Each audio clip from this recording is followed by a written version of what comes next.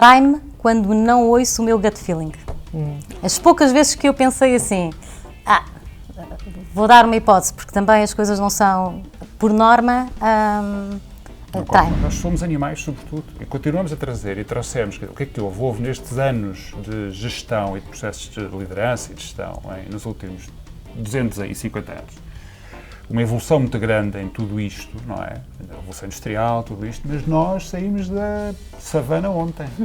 Ninguém quer que um fedelho de 20 anos chegue ao local de trabalho e diga que não quer fazer X ou Y. Essa pessoa vai-se embora, porque uma pessoa que está na empresa há 20, 30 anos, olha para um jovem que acabou de entrar e pensamos quem é que este acha que é, não é? É um bocadinho quase uma vingança de se eu tive de chegar aqui e subir passinho a passinho, eles também vão ter de fazer a mesma coisa e, portanto, não há essa abertura. Os animais são muito cuidadores dentro da sua espécie e até às vezes com outras espécies. Proteção, não é? A capacidade de dar amor, não é?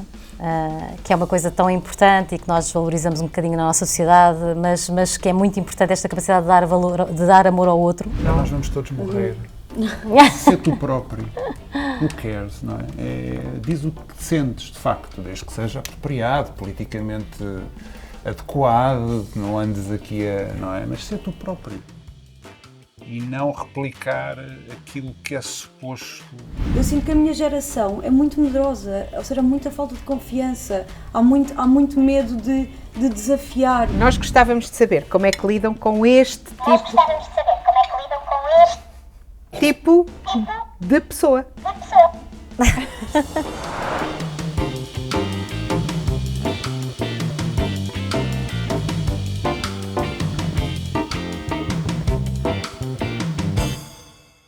Então, mas Isabel e Sara, como é que vamos receber aqui estes nossos amigos? Então, muito bem-vindos, muito obrigada Inês, Constança e Rui por se juntarem aqui a nós nesta conversa que já sabem que pretende ser muito descontraída, muito casual, mas também muito reveladora, reveladora daquilo que é o que geralmente não revelamos, que é a nossa essência, não é? Os nossos valores, os nossos princípios, porque nós acreditamos que por trás de cada gestor está uma pessoa verdadeiramente única e distinta e é isso que nós queremos mostrar como inspiração, não é isso? É isso mesmo. E podemos comer coisas e tudo, não é? Sim. E portanto sintam-se completamente à vontade, se não quiserem responder, devolvam perguntas. Pode ser. Uma boa estratégia. Se responde, não é? Sim. Não sei quem é que Sara, quer quem é que tu acha que começar? vamos desafiar primeiro para falar aqui um bocadinho, fugindo, não é? À resposta, não é o que é que faz, é quem tu és, não é? Muito por aí, não é? Quem é que queres desafiar O que primeiro? eu diria? Normalmente dizem as senhoras primeiro, mas como temos duas, para não estar diria, começamos pelo Acho senhor. muito bem. Acho muito bem. Eu sabia que o formato. O verdadeiro sentido da inclusão. Isto não é só ter 1,95 m, há que assumir depois. Quem sou eu? Sim. Isso. Então, meu nome é Rui Alves, eu trabalho em recursos humanos há tempo demasiado, há mais de 30 anos.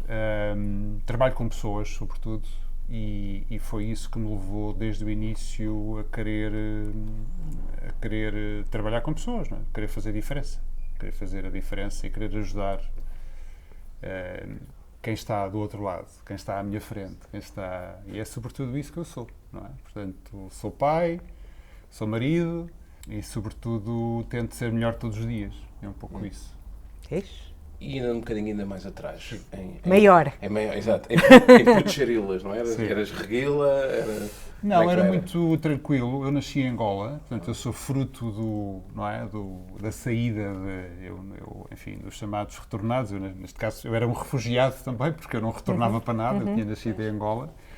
E passámos por todo aquele processo, não é, de regresso, meus pais, retomar, criar uma nova vida, perder tudo, criar uma nova vida em Portugal, praticamente do zero, e portanto isso forjou-me de alguma forma, não ter nada como garantido, nada oferecido, querer trabalhar e querer mais, não muito mais, mas querer conquistar aquilo que no fundo eu achava que me era merecido, não é? E portanto, no início queria ser médico, queria ser cirurgião, queria sobretudo, depois percebi que queria ajudar outros, queria ajudar outras pessoas, não é? Trabalhar com pessoas.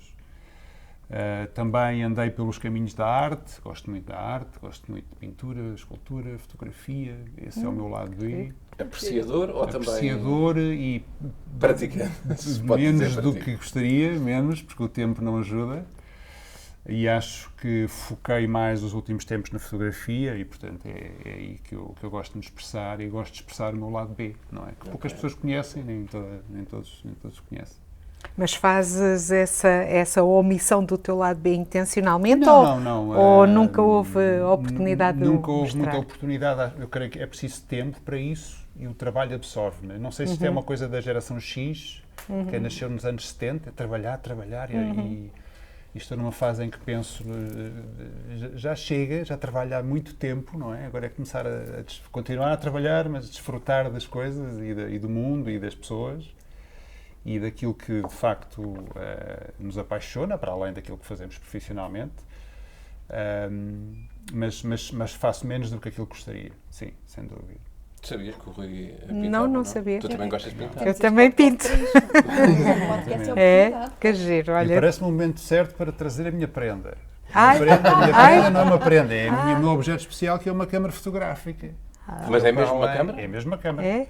Isto é uma Baby Brown, eu não sei se funciona já, foi criada, pode ser um mote interessante de uma empresa que já não existe, desapareceu, a Conman Eastman, e tenho uma coleção, mais de 50 câmaras diferentes, porque eu gosto e depois gosto de praticar, e pronto, é o meu lado B, é uma parte do meu lado B. Olha, está aqui um senhor que, atrás das câmaras, que é o Diogo, que também é fanático por câmaras, ele deve saber esses nomes que estás a dizer, eu só consigo dizer que é muito giro. Anos 30, portanto tem quase 100 anos esta máquina.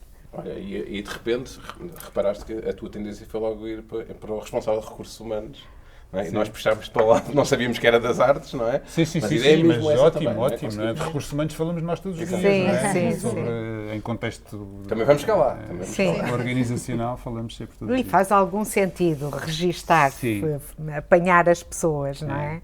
É o que nós fazemos também, não é? Nós tiramos retratos, muitas vezes depressa demais, concluímos, não é? É uma arte. Não é? Era isso que eu queria dizer mesmo. É uma arte. Não é? E Sim. eu lia sobre isto, não é? Sobre aquela imagem da ampulheta, não é? Aquele momento em que o grão de areia passa ali no meio, não é?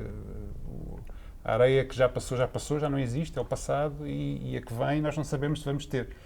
E a fotografia é aquele momento em que a areia passa ali. Muitas vezes criamos percepções erradas sobre as pessoas, quando as avaliamos excessivamente depressa, demais, porque somos animais a avaliar animais, não é? Em contexto organizacional. Este, de repente, foi assim para um caminho um bocadinho sério. Não, mas acho bem que se juntarmos as partes que tem que pensar em trabalhar menos e desfrutar mais da vida e somos todos animais, portanto, se fizesse um resumo Perfeito, Tiago. Não, mas concordo contigo, até porque estava aqui a pensar aos dias de hoje no digital e tantas fotos que nós vemos através dos posts, não é? De facto, o ruído das palavras escritas ou ditas, às vezes é mesmo isso que é ruído, não é? E às vezes a fotografia, acredito, não sendo especialista em nada, não é? Que tem um lado mais puro da interpretação, porque nem toda a gente consegue disfarçar os traços, não é? A reação, não é? Um bocadinho por aí, não é? Sim. As palavras às vezes são um engodo também. Sim. Lindo. Muito bem. E tu, Constança, queres-nos falar de quem és? Sim, então, eu não preparei nada, que isto também é uma coisa que ajuda a explicar quem é que eu sou. Eu nunca preparo, portanto, não é só o preparar em cima da hora, mas eu nunca preparo, porque eu já percebi que isto desde a altura da escola, tudo o que eu preparava chegava e não fazia. Por exemplo, tinha uma apresentação nas aulas, imprimia papelinhos, eu nunca tocava nos papelinhos. Portanto, desisti só de o fazer, porque eu sei que depois me vai apetecer dizer outras coisas e nem sequer vou olhar para as minhas cábulas. Agora, estava aqui a ouvir o Rui e estava a pensar numas coisas engraçadas que eu acho que me descrevem um bocadinho, que é, primeiro, eu... Pronto, sou da geração de tirar fotografias com o telemóvel, obviamente, não é? Não sabes o que é uma câmara destas. Mas, na verdade, eu agora já há bastante tempo ando-me a revoltar um bocadinho contra isso, porque me irrita ter muitas fotografias iguais, que é o que acontece quando nós tiramos fotografias com o telemóvel. E, portanto, eu só tiro fotografias com analógica. Tenho uma analógica, comprei muito baratuxa, tem uma qualidade muito duvidosa, mas é o que eu uso para as minhas fotografias e o que é que acontece? A maior parte do tempo eu não ando com a câmera, portanto eu não tiro fotografias a quase nada. Quando vou a algum lado ando com a câmera e, por exemplo, em janeiro fiz umas férias de 2 semanas em Cabo Verde, usei 2 rolos, cheguei a Portugal e nenhum deles revelava porque ficaram queimados. Portanto, Nós conhecemos essa sensação. mas ou seja, eu gosto disto, no sentido em que, claro que fiquei triste, não é? Mas também acho uma certa graça a não ter o telemóvel cheio de fotografias. Que nunca mais passamos por ela. Exatamente. Epá, és uma outsider da Exatamente. tua geração. Sim, Mas eu acho que isto está um bocadinho a voltar, sim, está. Pronto, E todos passámos por isso, não é? Porque na realidade, muitas vezes até conseguimos revelar, mas 80% estavam desfocadas. Sim, não é? sim. Mas me acontece Ou imenso, queimadas. todas pretas, Pagávamos todas e depois Exatamente. aproveitavam-se Eles deste- mandam-me 36 ficheiros, 14 deles estão a preto. Portanto, eu não se vê nada. Depois eu tenho o desafio que é o meu namorado, o meu companheiro de viagem, é péssimo a tirar fotografias. Portanto, as fotografias dele estão todas ótimas, as minhas têm todas um dedo ou estão escuras, portanto, mas pronto. Selfies, que eu também vi, senão nas minhas férias Exato, o meu marido nunca tira exato. foto. Não, ele é um Tira desastre ele, mesmo. mas ele não me tira a mim. Pois, não, igual. E depois eu é que ando sempre. Eu também Vamos nunca fazer tive. selfies, fazer também Eu vi. tiro Tanto que eu para Cabo Eu nunca Verde, tive. eu levei 2 câmaras. Portanto, dei uma e fiquei com a outra, mas nenhuma revelou. Portanto, é o que é. Parece-me injusto, ele não está aqui para se defender. Exato. Mas é a verdade e tenho fotografias para provar. Mas pronto, e então estou um bocadinho, de facto, sou um bocadinho outsider nisso, mas porque também foi uma escolha consciente e porque deixou de fazer sentido, lá está, tudo o que nós fotografamos e filmamos e não vamos ver outra vez. E eu, quando viajo, vejo pessoas a filmar museus inteiros e eu penso, quando é que esta pessoa se vai sentar a ver aquilo? Portanto, Concertos. e os concertos, Os exato, concertos depois nem as se pessoas ouve nada, depois passam houve a a pessoa a cantar super desafinada lá atrás. E E não eu, se verdade. presta atenção ao que está a exato, acontecer. pronto, isso para mim não faz sentido nenhum. Portanto, eu diria que isto é uma coisa que é um bocadinho o meu lado B. Depois, também acho que uma coisa que, mas presumo que tenha a ver com a idade, pode não ter, eu ainda estou um bocadinho a ver o que é que eu gosto. Por exemplo, há uns tempos fiz um workshop de aguarelas e no dia a seguir mandei vir tudo de aguarelas e de facto pintei aguarelas em casa, mas já não toco naquilo há 2 meses, portanto vamos ver se vou voltar a tocar. Portanto, ainda estou assim a tentar descobrir coisas que tenho a certeza que terei para sempre. Eu gosto muito de animais, mesmo muito. Portanto, quando os meus pais falam de mim, isto é das primeiras coisas que dizem, ela tem montes de animais. Eu adoro animais. Quando era pequena queria ser veterinária. Depois Falta fui cá o com, bem. fui com um dos meus cães ao veterinário e desisti de querer ser veterinária porque faz-me impressão. Mas continuo a ter animais. Os meus pais nunca me deixaram ter muitos enquanto crescia. Por isso a primeira coisa que eu fiz quando fui viver sozinha foi arranjar animais. Neste momento tenho 2 gatos e um cão. Já tive nesta casa também 2 porquinhos da Índia, portanto... Mas gostas mais do cão do que dos gatos, não é? Não, gosto de todos igual. Eu não sei se eu vou Todos. dizer o número certo, mas terá contribuído para alguma coisa, em alguma coisa para isso, o teu pai ter saído de recursos humanos e ter comprado 500 cabras. É assim, por um lado... Informação insider. Exato, Eu sei. Por um lado, não contribuiu porque eu já adorava animais antes. Por outro lado, fiquei muito contente, tanto que ainda no outro dia estava a andar de carro com o meu namorado e disse-lhe: tenho saudades de ver as cabrinhas do meu pai. Porque acho amorosas, portanto...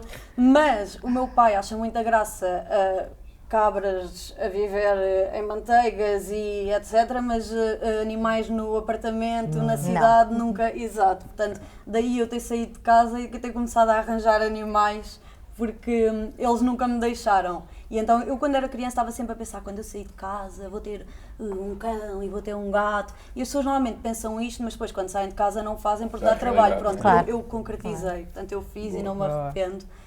E gosto mesmo muito de animais. Se não trabalhasse, se não tivesse de trabalhar, ficava com os animais. Não gostas assim tanto, se não tinhas cabras também em casa. No que Em dependesse de homenagem. mim, é assim, o meu As cabras sonho é ter comportam-se um como os cães, é ter mais ou um menos. porquinho anão, daqueles, só que o porquinho anão, as pessoas acham que fica assim a vida toda, mas não, Não o porquinho fica, não. anão Cresce. depois Cresce. exatamente cresce e chega a ter E o lado 50, porquinho 60 continua a crescer quilos. também. Pronto, exato, mas e então Não, não os posso porquinhos são ter. bastante limpos. Pois é, Mais eles- limpos que os e cães, muito na verdade. inteligentes. Ignorância minha, porque eu de Usam a facto estava só caixa a de fazer uma piada. areia, eles usam caixinha de areia, mas pronto, ficam muito grandes, efetivamente, e então não dá jeito, mas gostava muito de ter um. Bonito. Sabes que normalmente costuma estar por aqui um pastor alemão, que é o, Um que é o residente. Bang, que tem Ok. 50 quilos, com 2 anos, um Ok. cabalão, não é? Portanto, olha só, têm medo de cães? Não. Não. Normalmente nós não o trazemos, não sabemos o que alguém pode ter medo. Claro. Mas aquele só de olhar assusta.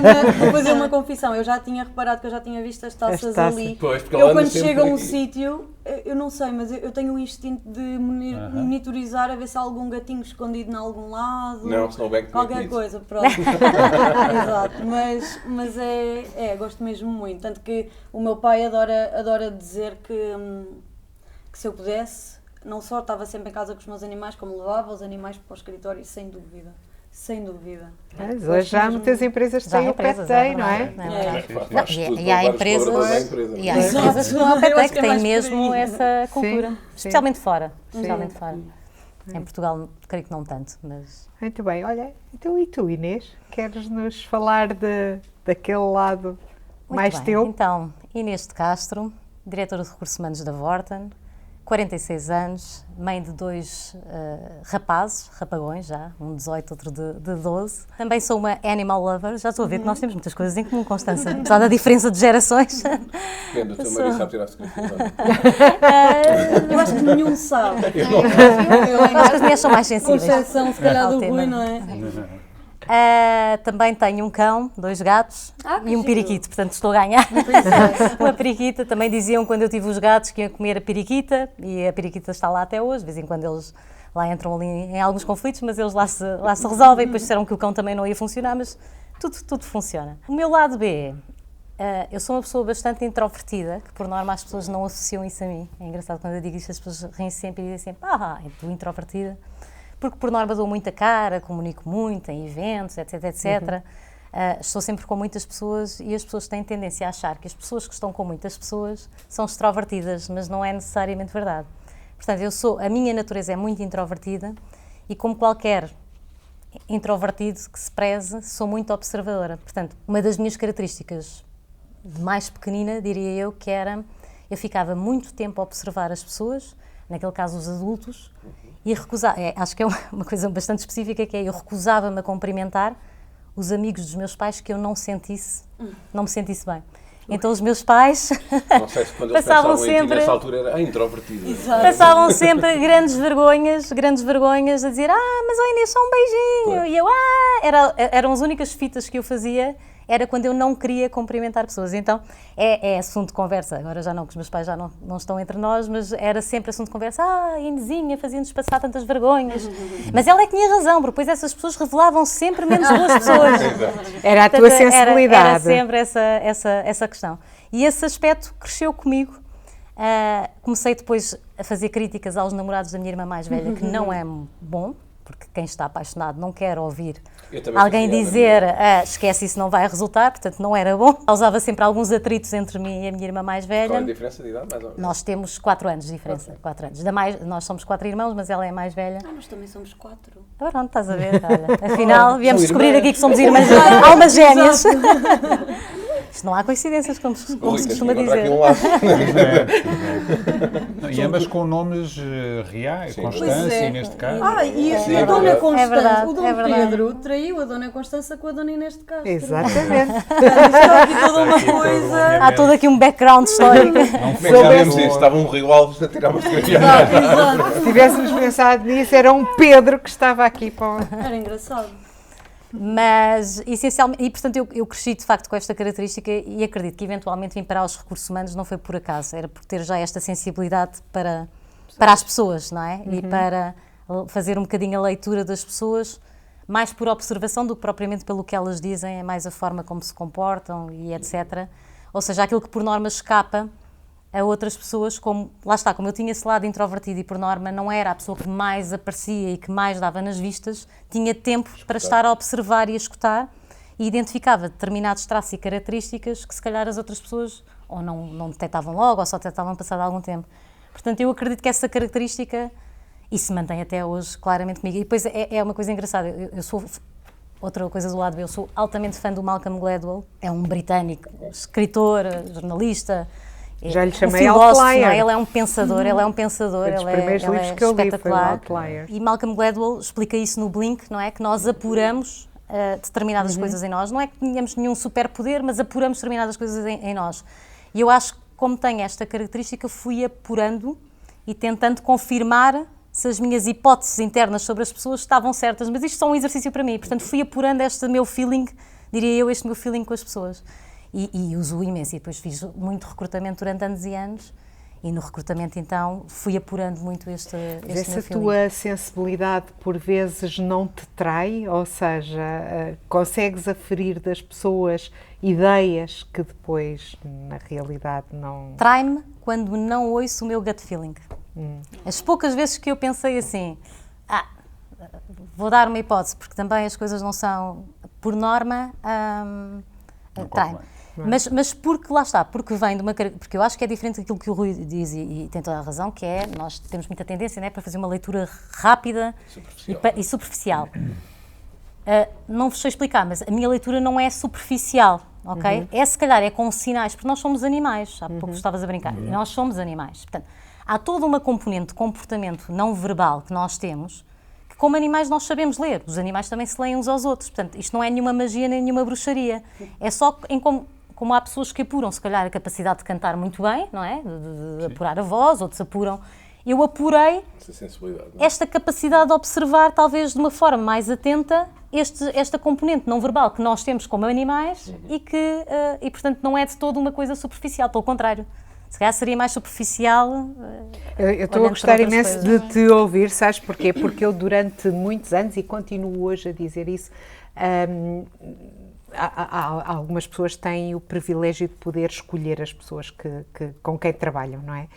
E eu, cada vez que escolho alguém com quem trabalho, baseio-me sempre numa coisa que eu durante anos e anos e anos chamei clique, que é isso que tu estavas a dizer, que é esta sensibilidade de apurar aqueles traços mais finos e de sensibilidade ou de valores, e é uma pergunta, ou pode ser uma diferença? Eu acho que é uma diferença e acho que se nós aprendemos a viver com essa...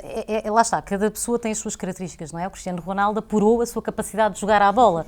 Há uma diferença como vantagem competitiva, sabemos, no sentido da nossa... Que também tem desvantagens, não é? Eu vou ao futebol e eu não consigo ver um golo, não é? Porque estou sempre a olhar para as pessoas, estou sempre assim a ver as pessoas e não consigo perceber nada do jogo. Eu acho que é uma diferença que pode ser uma diferença competitiva. Acho que, como tudo, também temos que saber parar, não é? Por isso é que estava a dizer, o Cristiano Ronaldo joga muito bem à bola, mas com certeza faz outras coisas na vida dele e nem sempre está a usar a sua vantagem competitiva e por isso é que fui buscar o exemplo.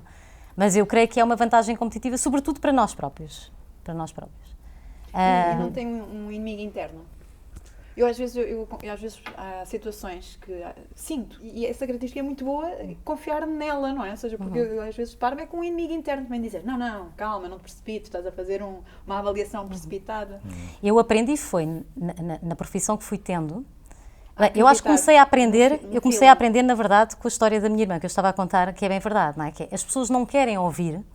É verdade, acabou de arranjar um namorado novo, está apaixonada, não quer ouvir que eu acho que não vai resultar ou que acho que não é boa pessoa. E eu fui aprendendo na vida que nem sempre também se pode dizer aquilo que se está a sentir. E nesta profissão, não é? Muitas vezes alguém está a dizer... Exemplo, alguém diz, não sei quantos, vai-se embora da empresa. E eu faço aquela poker face de género. Claro que não sei quantos ia embora da empresa, não sei quantos não tem nada a ver com a cultura desta empresa. Estava mais que espetáculo, até acho que já durou mais um bocadinho do que devia ter durado. Mas isto é o que eu penso dentro da minha cabeça. Por fora, digo, pronto, ok, vamos encontrar outra pessoa, pronto, há de encontrar alguém com mais fit. Mas quem me conhece melhor, se calhar diz, tu não estás surpreendida, o que é que estás a pensar? Pronto, eu aí se calhar dou a minha opinião. Mas se a pessoa não se aperceber, eu deixo seguir, pronto. Porque às vezes as pessoas não querem também sempre ouvir. E eu diria que esta é uma vantagem que mostrou mais do que, ou uma característica, se assim quisermos, não é? Que pode ser esgotante, eu acho que estavas a dizer um bocadinho também por aí, não é? Pode ser esgotante no sentido de, às vezes podemos ficar com algumas certezas absolutas, por tantas vezes acertarmos e afinal temos razão, claro. Mas por outro lado, penso que não é uma bandeira que nós possamos, que não está a acontecer obviamente, não é? Utilizar, porque nós temos que nos defender também pelo processo. Sim. Que nós temos para a tomada de decisão e não pelo gut feeling. Mesmo que depois 90% da decisão foi tomada através do gut feeling e não tanto pelo processo, não é? Mas eu creio que quando assumimos que essa é uma das nossas ferramentas principais, não é? Não técnica, diria, não é? Mais emocional, pode ter várias interpretações, não é? No sentido ou de valorização ou de risco. Claro. Porque enquanto seres vivos, enquanto seres humanos, não é? Enquanto pessoas, não é? Portanto, isso tem uma volatilidade associada. Não é? Na minha profissão, a profissão tem que ser com base em dados e resultados, etc. Atenção, não é? Portanto, eu estou a falar nisto até mais do ponto de vista... Não é que eu não a use, e se for para recrutar, para trabalhar comigo, há uma parte que tem que ser pelo meu gut feeling. Não dá, não é? Mesmo que o currículo esteja certinho, que a pessoa me esteja a dizer tudo aquilo que devia dizer, se o meu gut feeling não chegar lá é porque alguma coisa não está a bater certo. Mas durante muitos anos lutámos um bocadinho contra isso, não lutámos?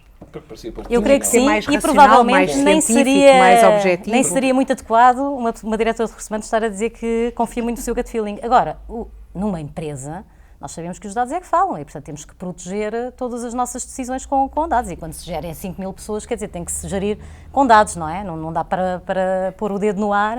Eu estou a falar em situações mais pessoais, não é? Mais one-to-one. Claro, mas hoje é diferente, não é? Porque, na verdade, se antes parecia pouco profissional, porque gut feeling qualquer um pode ter, e, portanto, a outra parte do processo nem por isso, nem todos têm, obviamente, tem que ter experiência, tem que ter percurso, tem que ter formação, etc. E a competência associada. Mas, Rui, este gut feeling, Rui, e aos três também, aos 6 eu incluí, não é? Na verdade, agora, se antes não poderia ter assim tanto espaço ou tanta visibilidade, ser a tal bandeira, se calhar agora até deve sê-la. Será esta também uma forma de dizermos, atenção, que a IA não vai fazer tudo? Não é? Porque em princípio não tem gut feeling.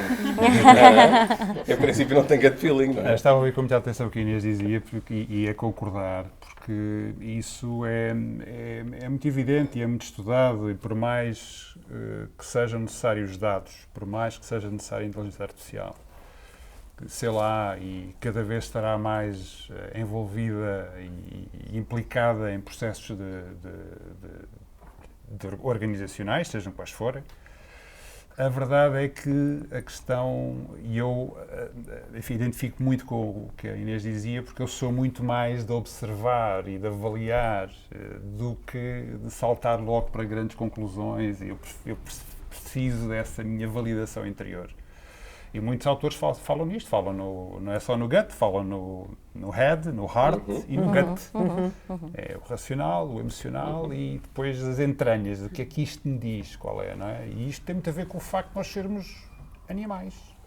Sermos animais. Voltamos aos animais. Foi logo que eu pensei. Sim, nós trazemos. Vou buscar o bang. Não. E não sei porque é que o bang não está. Exatamente. Tragam O lá, Big Bang. tragam lá O Big Bang, aquilo que é exatamente. o melhor de vocês trazido dos animais. Nós somos animais, sobretudo, e continuamos a trazer, e trouxemos. O que é que houve? Houve nestes anos de gestão e de processos de liderança e de gestão, nos últimos 250 anos, uma evolução muito grande em tudo isto, não é? A Revolução Industrial, tudo isto, mas nós saímos da savana ontem. Nós saímos da savana ontem e continuamos a trazer para as empresas, para as nossas decisões, para até a forma como nos relacionamos, a forma como lideramos, comportamentos tribais e de grupo, e de proteção, e de autodefesa, e de preconceitos inconscientes, e de tudo isso, porque somos animais, não é? E obviamente que agora aqui há uma grande mistura, porque... Mas já trouxeste o conceito tribal, temos de trazer os dados, temos de trazer a inteligência artificial, mas continuamos a ser animais. Claro. Não é? Nós conhecemos, alguns de nós conhecemos aqui hoje. E a primeira avaliação que fizemos é: posso confiar ou não em ti? Claro. E isso é muito animal. E podes? Eu sinto que posso. Podes? Para estarmos aqui a conversar, Sentes-te confortável? Para outro nível, não sei. Ainda não sei. Para outro nível de relação, para outro nível... Isto é como aos jogos. Mas, não é? de facto somos animais, não é? E tu falavas da questão tribal, mas eu diria que há animais bons e animais maus, não é? Não é um bocadinho por aí, não é? E não é só o que a sociedade faz de nós, digo eu. Mas na verdade a maior parte dos animais, não ser humano, não é? Matam para se alimentar, não matam por desporto nem coisa nenhuma, não é? Eu diria que o ser humano vai um bocadinho além. Vai um bocadinho além disso, sim, não é? E portanto, tu perguntavas... O que os animais trouxeram para vocês, para as vossas características de melhor, e se quiserem de pior também. É assim, eu acho que primeiro, e aqui pondo animais versus, por exemplo, inteligência artificial, é a diferença, não é? Portanto, a diferença é a adaptabilidade. Por exemplo, o camaleão, não é? O adaptar ao ambiente que rodeia. Eu acho que isso é super importante. Portanto, por um lado, viver as nossas diferenças, mas por outro também sermos capazes de as amenizar se isso for benéfico para nós. E eu acho que isso também acaba por ser muito um instinto, que é: eu chego aqui, eu conheço as pessoas que aqui estão, perigo ou não perigo, mas não tenho confiança suficiente, não é? Portanto, saber fazer esta leitura quase automática de até onde é que posso ir, o que é que posso dizer e o que é que não posso. Eu acho que isso é um instinto, porque às vezes fazemos isso deliberadamente, não é? Às vezes não temos noção e ultrapassamos, se calhar, aquilo que era expectável, mas eu acho que grande parte deste processo é feito de forma automática. Portanto, é chegar, ver como é que o outro se comporta, copiar o comportamento do outro. Portanto, acho que isso é uma coisa muito instintiva e importante de se ter. E eu posso dizer que na minha geração, infelizmente, acho que este instinto se está a perder um bocadinho. Não sei se é porque as redes sociais, no sentido, não de redes sociais do Instagram, mas as redes sociais, o contacto social é reduzido relativamente ao que era há uns anos, mas eu vejo que algumas pessoas mais jovens, portanto da minha geração e mais novas, estão a perder esse tato, essa capacidade de read the room. E acho que é importante Sentes que estão a perder a capacidade de comunicar? Sim, muito, muito. A minha geração, eu já sinto que há essa perda. Eu tenho um benefício, eu sou a mais nova de 4 irmãos e, portanto, há espaço suficiente entre mim e eles para eu conseguir ver como é que é a geração deles. E eu acho que fui buscar muito aos meus irmãos, mesmo muito, até porque eles não facilitaram. Lá em casa era pronto. São todos homens? Não, é um rapaz e somos 3 raparigas. Eu tenho pena dele, não é? Exato. E então eu vou um bocadinho buscar aí, mas depois vejo outras pessoas da minha geração e depois olho para a geração dos meus sobrinhos também, porque eu tenho sobrinhos.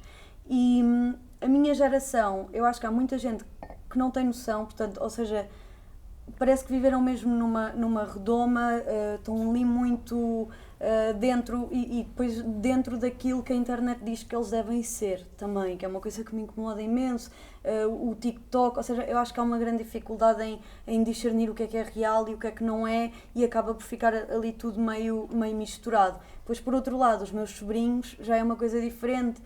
Uma coisa que se tem falado muito agora, que é aquilo dos miúdos, a forma dos miúdos falarem, não é só o facto de terem palavras em português do Brasil, que isso eu não vejo problema nenhum. O que eu vejo problema é que agora os miúdos estão a cortar nas frases, portanto, posso água? Estão a cortar nas frases isso é por problemático. escrito, porque na realidade o meu filho que tem 18 anos, eu tenho quase que, a brincar, não é? A brincar não é para 18 anos, é o que vou dizer assim. Tenho quase que lhe pagar, não é? Para ele fazer uma chamada com voz, uma chamada normal. Mas aí essa é uma grande questão. Mas aí Só eu escrever. identifico-me. Há uma grande dificuldade porque, por exemplo, nas Sim. organizações, muitas vezes é preferível chamar, fazer uma chamada, do que mandar um e-mail, porque Sim, o e-mail sim. não tem Resolve-se tanto. noção, Não não sei, tem é a nada. experiência E depois Sim, sim. uma pessoa lê conforme até a própria emoção, a emoção Claro. que está a viver naquele momento. Se eu estou zangada, vou quase ler. E então é quase, liga, Sim. resolve Mas o aí problema eu por acho o telefone. oposto. Eu acho que sinto a há muita escrita, a dificuldade. comunicação escrita foi... eu acho que a minha geração consegue usar melhor a comunicação escrita do que as gerações anteriores. Portanto, Tu eu acho que lês? nos Costumas entendemos ler? melhor. Eu leio muito. É a diferença, Ou seja, Inês. quando dizes ler.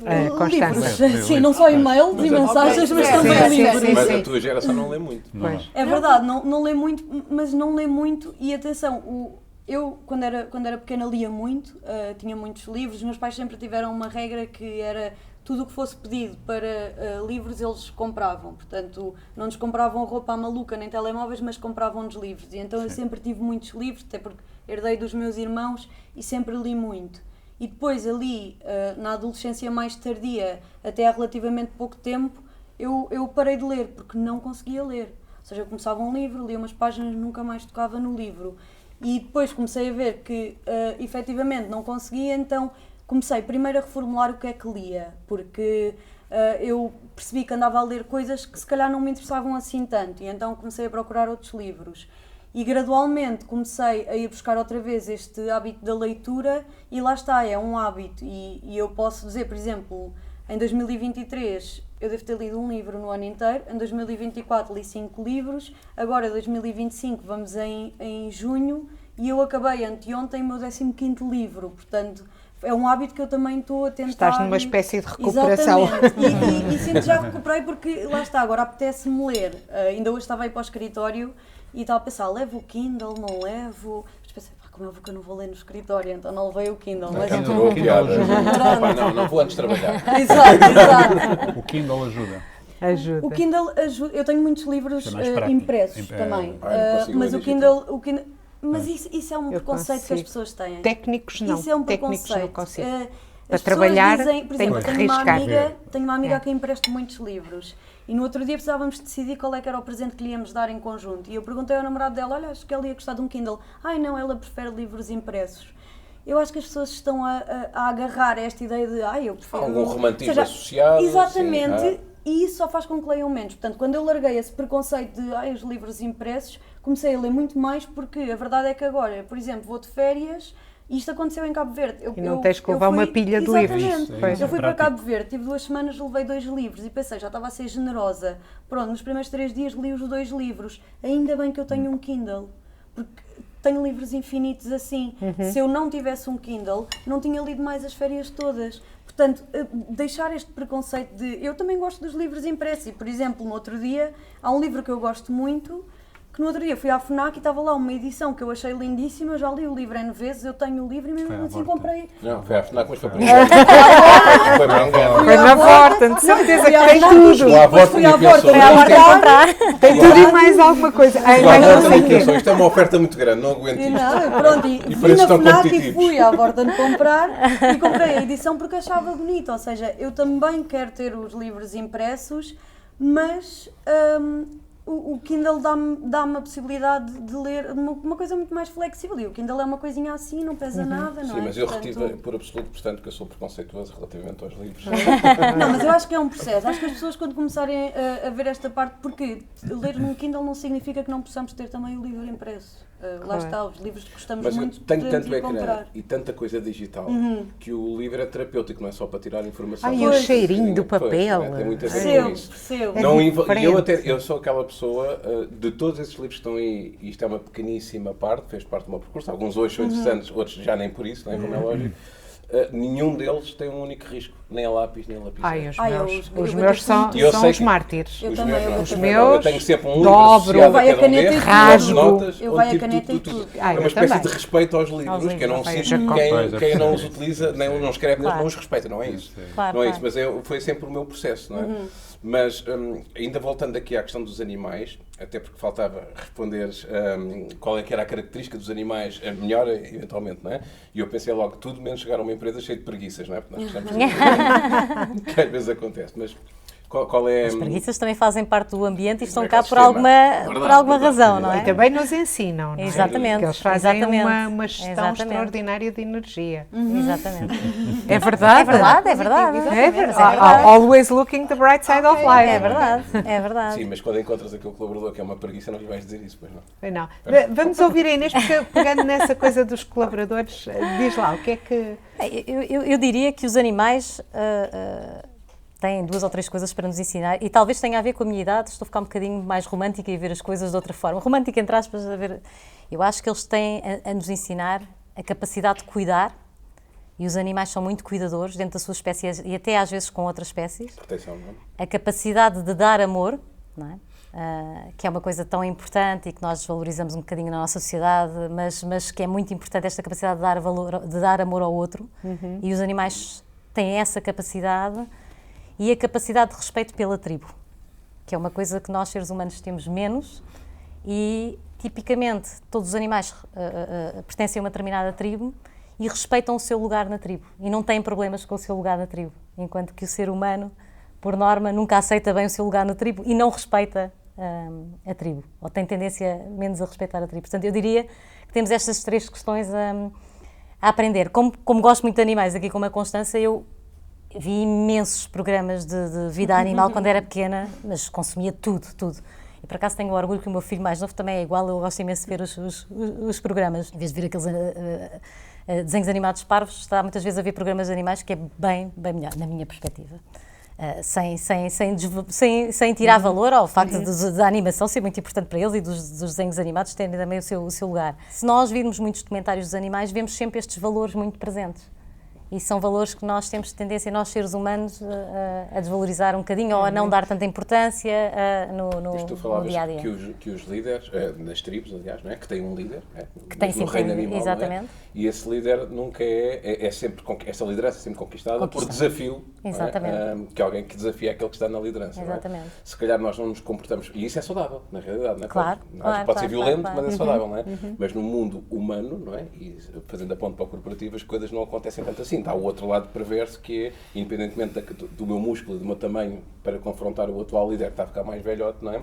Pode não ser isso que mais débil. Exatamente, mais débil, não é? Pode ser os outros caminhos todos que existem, mais políticos, menos políticos, etc, não é? Talvez também por isso nós tenhamos sempre uma leitura e uma prática mais perversa do que o mundo animal no que trata esse comportamento, eu diria, tribal com as hierarquias que tem, não é? Porque realmente é muito mais saudável, é um exemplo, não é? Acho que nós perdemos. Desculpa, diz. Acho que nós perdemos, enquanto ser humano. Eu agora, desculpem, porque esta semana aconteceu com o meu filho de 9 anos, que tem um segredo na turma, que eu andei ali a tentar escavar, mesmo não conseguia perceber qual era. Eu queria saber, até me preocupa, é um segredo da turma. Ele não me diz. Há uma lealdade perante a turma. Eu achei que o ser humano depois... Isso é muito bom. Vai perdendo. Eu acho que chegamos a adultos e perdemos um bocadinho o nosso instinto, não é? Primário, e quando éramos crianças que tínhamos, mas depois a parte má é que nós vamos perdendo isso à medida que vamos tendo mais conhecimento sobre as pessoas. Sobre o ser humano, essa é a parte má da coisa. Não é? Vamos tendo as nossas reservas, não é? Porque eu vejo uma criança que tem instintos e comportamentos, lá está, os animais, só que nós vamos perdendo ao longo da nossa vida. Sim. Que é pena. E as crianças têm um grande sentido de justiça. Eu antes de trabalhar com crianças crescidas, como eu costumo brincar, não é? Que são os adultos, trabalhei com crianças mesmo. E uma das coisas que eu fazia era quando trabalhei num ATL, enquanto estudava, enquanto estava a tirar psicologia, e havia sempre conflitos e coisas que aconteciam, e a melhor forma de resolver os conflitos era fazer uma espécie de tribunal e colocar as duas partes, não é? Falarem, a dizer, e a turma a julgar. A turma, que nem era uma turma, porque no ATL juntam-se várias turmas, na verdade. E eles são muito justos. E não era um julgamento, ai, coitadinho do meu filho, agora está ali exposto a todos os outros e vão trucidá-lo. Não. Era uma coisa muito normal, que era, falava-se do assunto, um dizia, o outro dizia, se tinha havido testemunhas da situação, testemunhavam, e depois o grupo em si decidia se era justo ou não era justo aquela situação. E, portanto, o sentido de justiça das crianças é bastante mais apurado do que às vezes dos adultos, é o que eu acho. Há coisas que nós não vamos perder, temos que manter ali a nossa mas isso foi mesmo muito giro, porque esse testemunho, porque de repente nós associamos sempre, as pessoas vão crescendo, depois a própria academia, a escola em concreto, vai-se deteriorando e não permite este tipo de... Mas na realidade, se nós dermos, como se partíssemos do fazer bem, não é? Essa justiça, não é? Quase ao jeito de um tribunal, não é? E fôssemos caminhando para começar a fazer mal, deixar cair tudo isso, não é? Mas na realidade nós começamos logo mal, não é? Porque dentro de casas, e claro, não estou a falar das nossas casas em concreto, esse tribunal não existe nas famílias, historicamente, não é? É assim porque há uma hierarquia aqui e é para respeitar, não é? Pode existir, na verdade é interessante esse papel, que é um papel, eu diria, quase reeducativo daquilo que não se teve antes e depois passou-se a ter e depois deixa-se de ter novamente, não é? Mas é engraçado. Não é necessariamente, começamos mesmo muito bem e começa-se a perder essas valências. Algumas delas não as temos, não é? Então, mas a hierarquia também não é um problema, ou seja, hoje em dia nós temos muito aquela questão de que parece que hierarquia é inimigo de liberdade e do meu espaço e do meu ser, e eu não creio que isso seja, na minha convicção, não é bem verdade, não é? Portanto, as coisas convivem. As hierarquias são necessárias tipicamente para nos organizar de alguma forma. Que pode ser a hierarquia de uma forma hoje e amanhã outra. Claro que sim, assim, claro que sim. Mas não tem que ser necessariamente visto com maus olhos. Há sempre aquela velha imagem da canoa, não é? Quantos é que vão a remar e quantos é que vão a dar ordens para a canoa e para lá ser. E a verdade é que é assim, se formos todos a dar ordens na canoa, a canoa não sai do mesmo local ou vai para um sítio qualquer. E, portanto, se calhar dentro da canoa é preciso um, claro. Não é? Se calhar noutras situações é preciso mais do que um. E está tudo bem. Portanto, alguém vai ter que ir remar e alguém vai ter que dar as indicações, e se calhar eu sou mais forte em orientação e hoje dou eu, dentro da canoa funciono melhor eu a dar as orientações, e noutro contexto é outra pessoa. Mas E portanto eu... essas orientações eram dadas com um chicote. Claro, não estou a falar dessa... E hoje não se pode dar com um chicote por uma razão, claro. não é porque faz ferida. Não se pode dar com o chicote porque senão aquela pessoa vai para outra empresa. Claro. Portanto, e nós não temos, não é? Porque a balança inverteu bastante, não é? Claro. E portanto a liderança não mudou só por uma questão de contexto de consciência, não é? Se quisermos. Evoluímos. É também por necessidade. Evoluímos e naturalmente vamos aprendendo. Ainda há pouco estavam a falar dos animais e dos coletivos e do funcionamento em tribos. Ainda este fim de semana eu vi um documentário muito engraçado, mas muito científico, sobre o voo dos torninhos. Não sei se já viram. Em Roma, por exemplo, são milhares e milhares e milhares. Eles nunca tocam uns nos outros. Mas aquilo está estudado, absolutamente sincronizados e com um sistema de georreferenciação muito interessante. Pronto, lá explicado por quem está a fazer doutoramento sobre isso. E o ser humano não é assim. Não é? O ser humano toca-se muito mais no bom e no mau. Mas olha, chegou a altura de vos fazer um desafio, que é animais. Temos aqui um animal, não sei como é que se chama. Como é que ele se chama, Sara? Tens aqui mais algum? Não tenho mais. É o talentoso. É o talentoso. É o talentoso. E nós gostávamos de saber como é que lidam com este tipo de pessoa.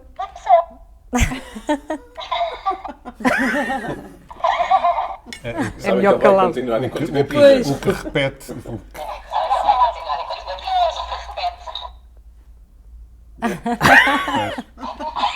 Isso tem a ver com a idade, traz-nos assim, retira-nos alguns filtros, não é? Bem, então eu daqui a uns anos...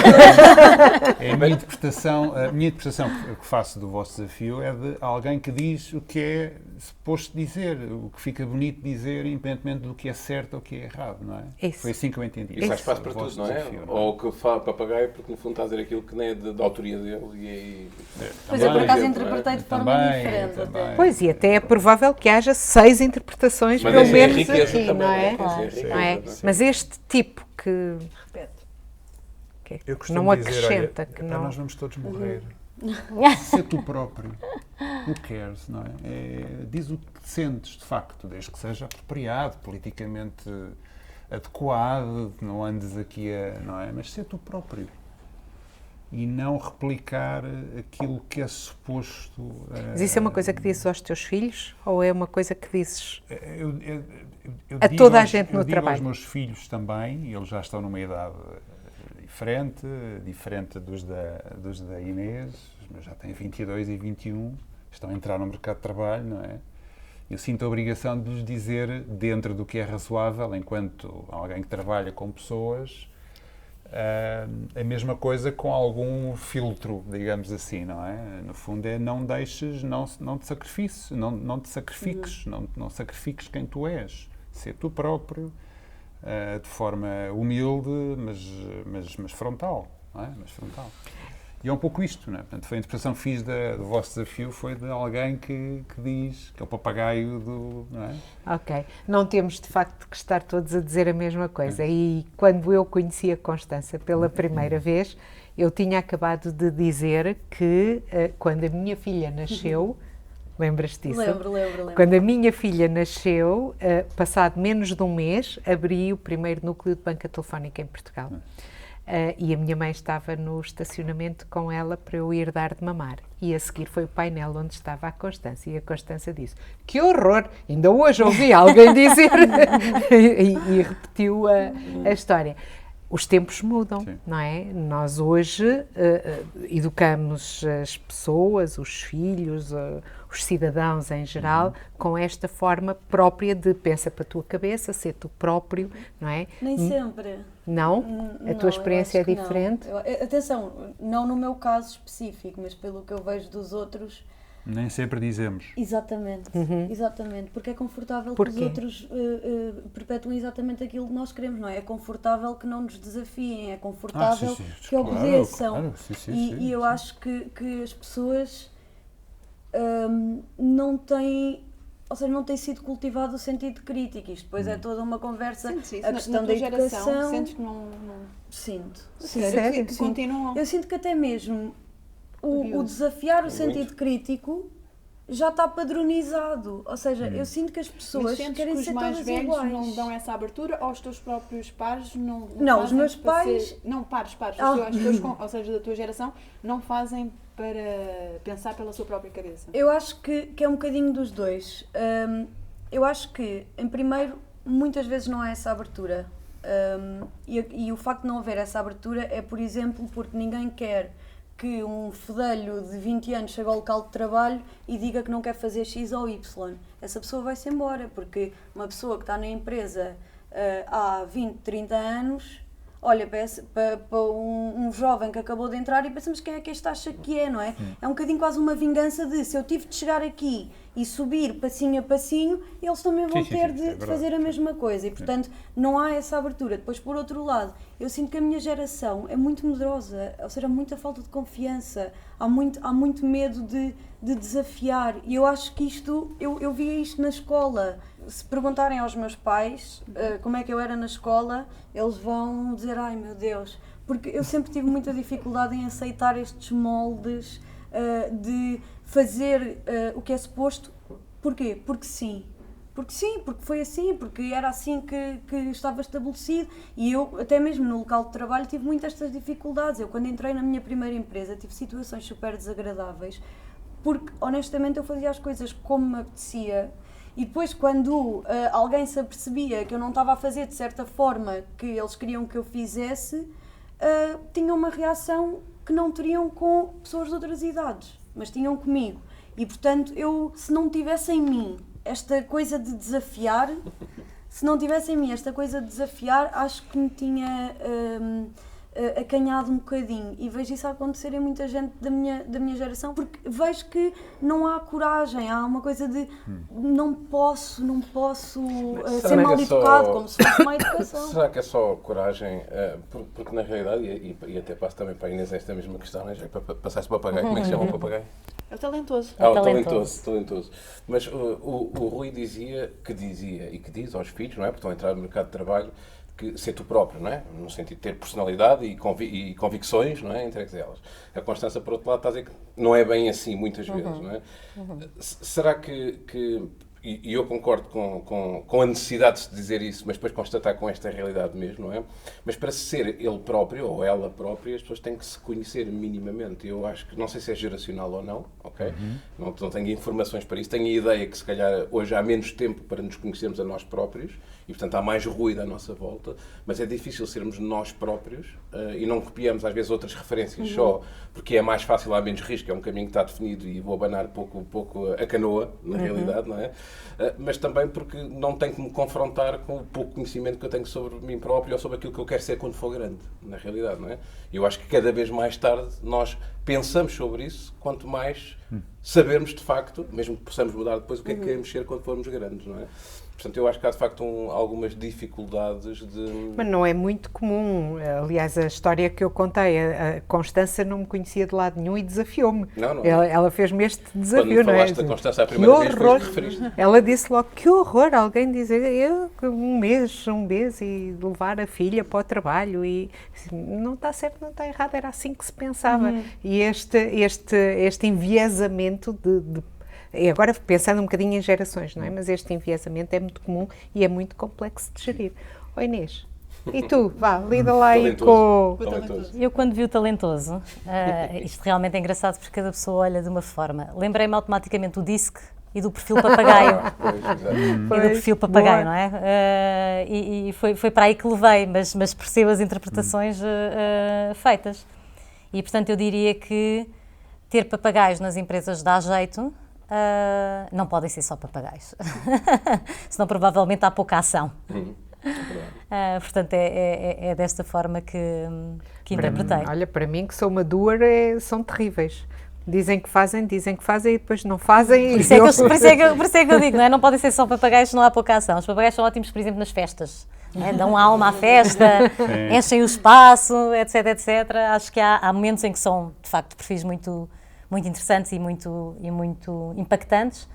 Há outras que se calhar rodeamos de outro tipo de bicharada, dá-nos mais jeito para fazer o barco andar. Eu associo logo o papagaio, o talentoso, não é? Desculpa o papagaio.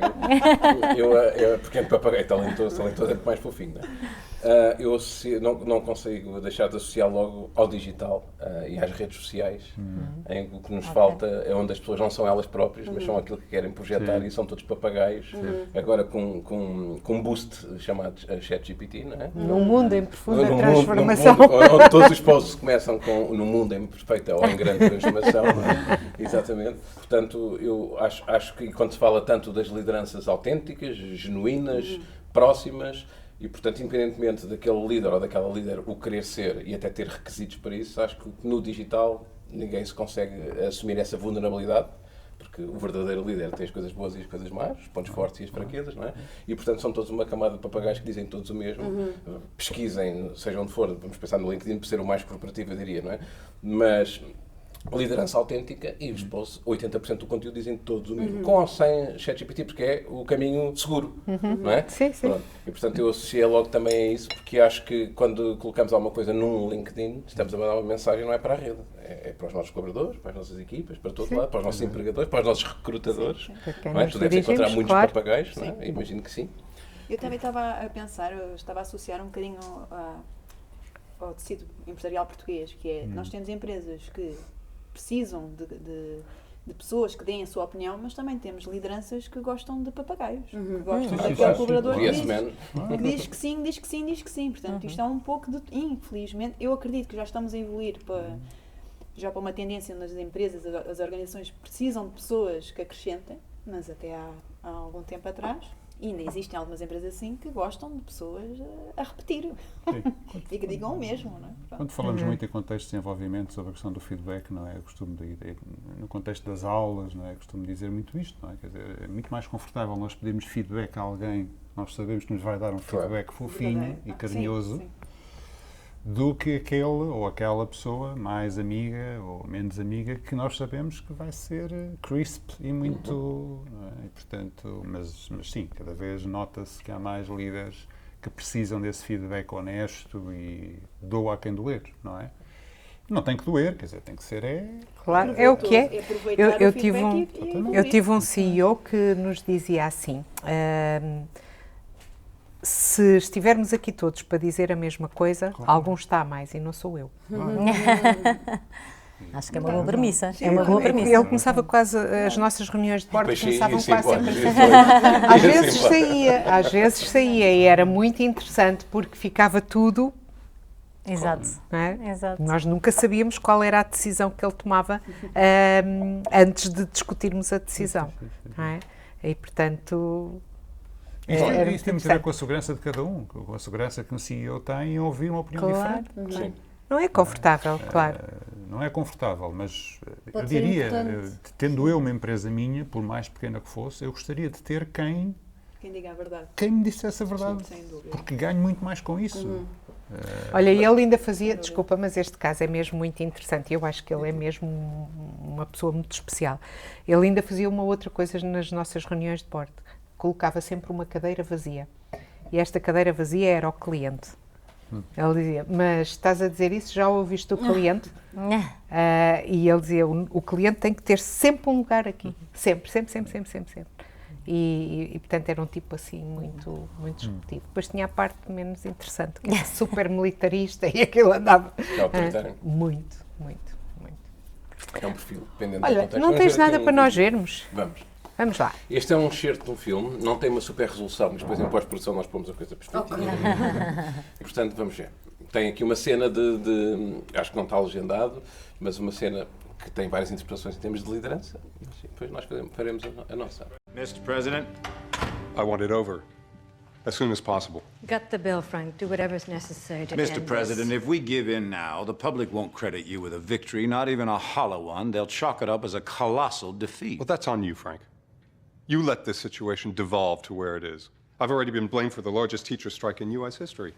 I won't be held accountable for it dragging on months and months. Mr. President, we have to end this strike on your terms, not anyone else's. How? By debating Marty Spinella on CNN? Sir, you have placed your faith in me thus far. I would ask that you continue to do so. Well, whatever you're doing, Frank, isn't working, so I'm stepping in. Gut the bill, like Linda said. No. I'm sorry, Mr. President, but I will not do that. Are you letting pride cloud your judgment, Frank? Respectfully, sir, you're allowing fear to cloud yours. Not an easy thing to say no to the most powerful man in the free world. But sometimes the only way to gain your superior's respect is to defy him.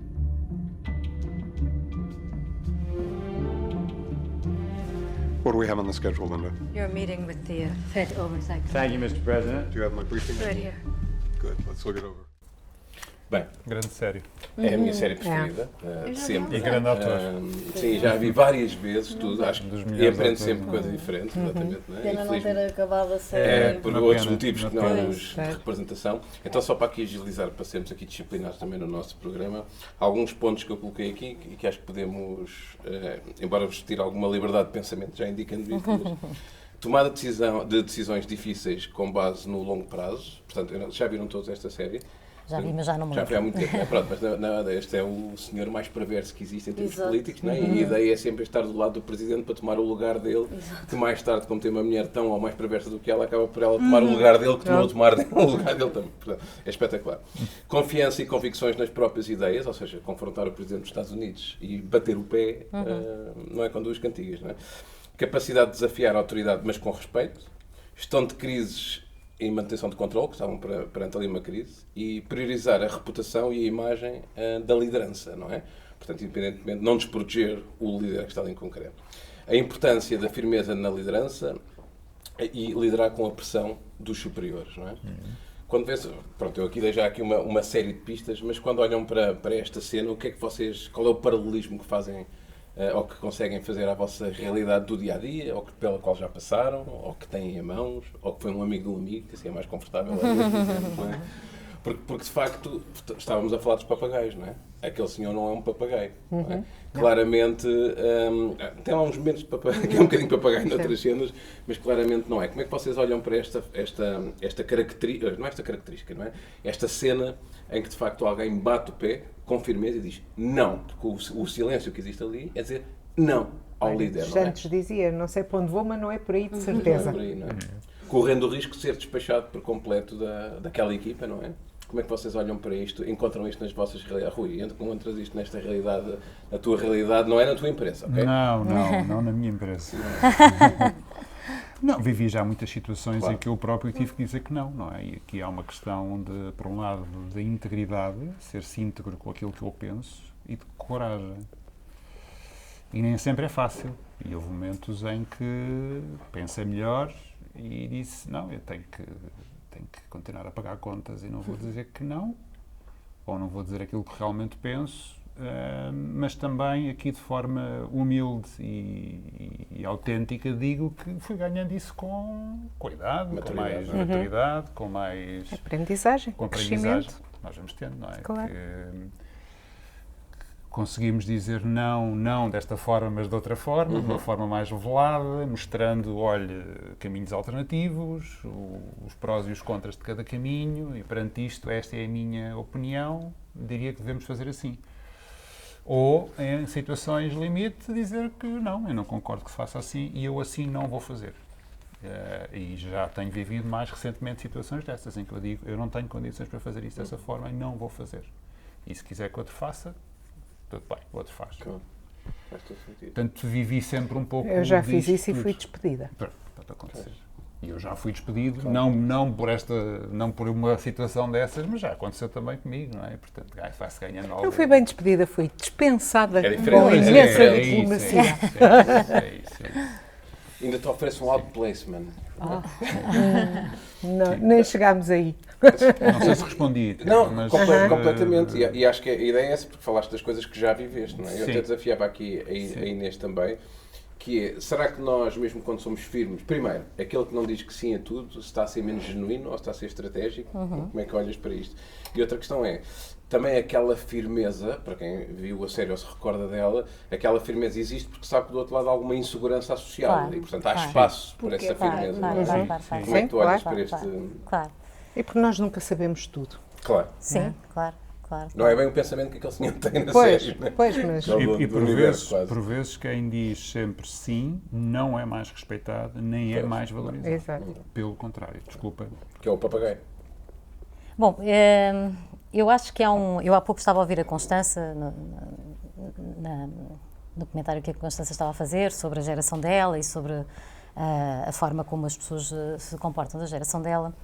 E estava a pensar para mim, estava a ouvi-la com metade do cérebro, a outra metade estava a processar a informação e estava a achar giro e estava a pensar, bom, isto na verdade pessoas são pessoas, não é? Mudam um bocado o contexto, mudam se calhar as liberdades socialmente aceites, vamos pô-las assim, mas na verdade pessoas são pessoas e as pessoas têm características diferentes.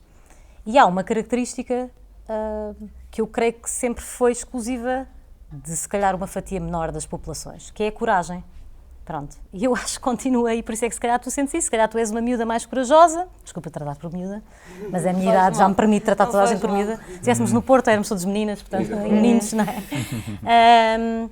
Mas a verdade, essa característica é uma característica só de alguns.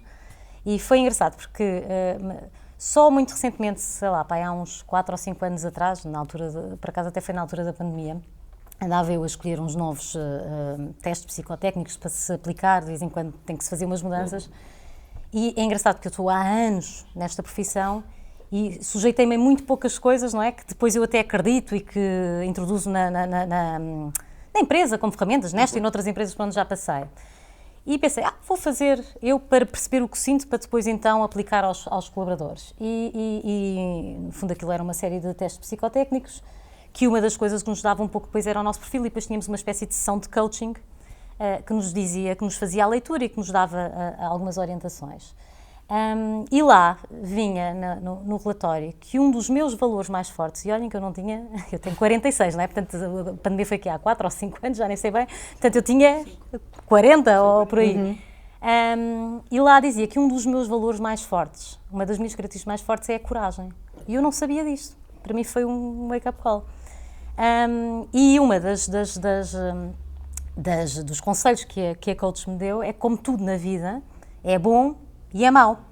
Porque quando nós temos muita coragem, depois as outras pessoas têm tendência a ter menos coragem, porque não têm que ter, porque nós nos chegamos à frente. Seja em contexto pessoal, seja em contexto profissional. Portanto, se quiseres, olha, leva este já um bocadinho com uns anos antes de mim. E arriscamos muito mais, corremos muito mais risco, não é? E, portanto, o conselho dela foi, tu tens que aprender a não ter coragem, a não demonstrar coragem sempre. Pronto. E aquilo ficou-me a bater. Na altura até estava a viver uma situação familiar, tinha o meu pai doente com cancro. Quando temos uma situação desta na família, a própria família depois está toda muito alvoroçada, há muitos sentimentos, as pessoas às vezes já quase que se desentendem umas com as outras do que o outro devia fazer em relação à situação. E eu fiquei sempre com aquelas palavras na cabeça. E de facto aprendi, se calhar tarde, que às vezes nem sempre é bom nós mostrarmos a coragem e darmos logo o primeiro passo, porque a tendência é em ficarmos até sobrecarregados, porque assim os outros não se chegam à frente, porque nós temos logo a coragem de avançar e resolver, seja o que for, não é? Pessoal ou profissional. Mas voltando à questão que estávamos ali a ver, e desta questão da coragem, eu já tive alguns momentos, creio eu, assim mais marcantes. Uma delas foi quando trabalhei, há muitos anos, não vou referir onde, em que as contas às vezes nem sempre eram muito justas no final dos contratos, e eu recusei-me, disse não, isso ultrapassa os meus valores e isso eu não faço. Não fui despedida e era das melhores performers na altura no local, talvez por ser das melhores performers. Há uma relação entre uma coisa e outra. Eles aguentaram o facto de eu ser um bocadinho revolucionária e não querer cumprir as regras by the book, e saí de lá e estive lá muito tempo e correu sempre tudo muito bem, e até hoje tenho, aliás, por acaso acho que é uma coisa que tenho sempre pessoas de todos os sítios por onde passei profissionalmente, até hoje na minha vida. E outra vez também me aconteceu que eu estava em proposta com um parceiro para realizar um evento, de repente a empresa diz, não há dinheiro para fazer isso, eu disse, ok, então não vamos conseguir fazer, e a sugestão da pessoa foi, então, diz que não ao parceiro, agora já tens a ideia e implementas a ideia. Eu disse, não vou fazer isso. Não vou fazer isso porque eu tenho uma imagem no mercado, hoje estou aqui, amanhã estou noutro sítio qualquer e eu não faço isso. E eu não faço isso.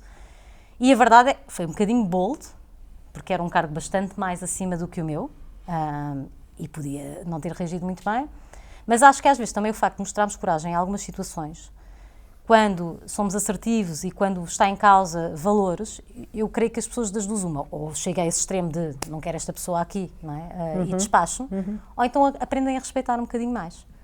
E, portanto, eu acho que quando o que está em causa ultrapassa a nossa fronteira de valores, porque todos nós fazemos coisas às vezes estão ali um bocadinho borderline, não é? E precisamos pagar as contas e precisamos de... E queremos estar bem com as famílias e etc, porque isto também pode acontecer na nossa vida pessoal. E até vamos até àquele limite, mas há um limite, e os limites são diferentes para cada um de nós. Mas eu creio que quando nós chegamos ao limite, temos mesmo que ter a coragem de dizer que não. E tipicamente, pelo menos da minha vivência, o que eu ganhei foi respeito do outro lado, e não o contrário.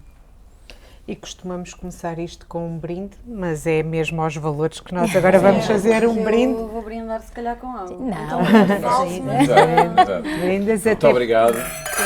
Muito obrigada pelo convite. Pronto, este brinde temos que dizer, não é? Sim, este força, brinde claro. é aqui com o apoio que nós temos, que é o Wine Concept. E temos aqui temos aqui umas garrafinhas. Isso. Que são os brindes para oferecer também. Sim, para vocês. Já vamos lá. Muito obrigada, é excelente.